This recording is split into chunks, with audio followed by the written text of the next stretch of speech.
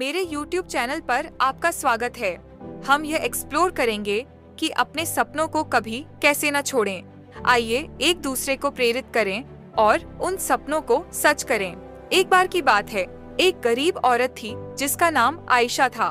वह एक छोटे से गांव में अपने माता पिता और छोटे भाई बहनों के साथ रहती थी। उसके पिता एक किसान थे, लेकिन खेत बहुत उपजाऊ नहीं था और वे अक्सर किसी तरह का गुजारा करते थे।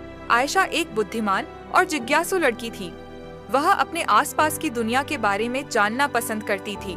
वह एक वैज्ञानिक बनने का सपना देखती थी, लेकिन वह जानती थी कि अपने परिवार की वित्तीय स्थिति के कारण उसे अपना लक्ष्य हासिल करना मुश्किल होगा। एक दिन आयशा के पिता बीमार पड़ गए।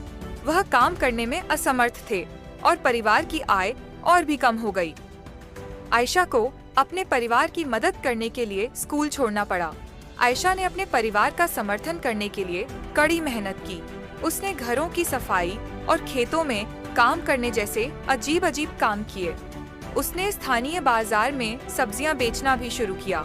अपनी व्यस्त दिनचर्या के बावजूद आयशा ने वैज्ञानिक बनने के अपने सपने को कभी नहीं छोड़ा। वह देर रात तक पढ़ाई करती थी और स्थानीय पुस्तकालय से किताबें उधार लेती थी। उसने घर पर भी अपने स्वयं के प्रयोग करना शुरू कर दिया। कई सालों की कड़ी मेहनत और दृढ़ संकल्प के बाद आयशा ने आखिरकार अपने सपने को हासिल कर लिया। वह विश्वविद्यालय में दाखिला लिया और वैज्ञानिक बन गई। उन्होंने विज्ञान के क्षेत्र में महत्वपूर्ण योगदान दिया। आयशा की कहानी हम सभी के लिए एक प्रेरणा है। यह दिखाता है कि अगर हम अपने दिमाग में रखते हैं और अपने सपनों को कभी नहीं छोड़ते हैं तो कुछ भी संभव है।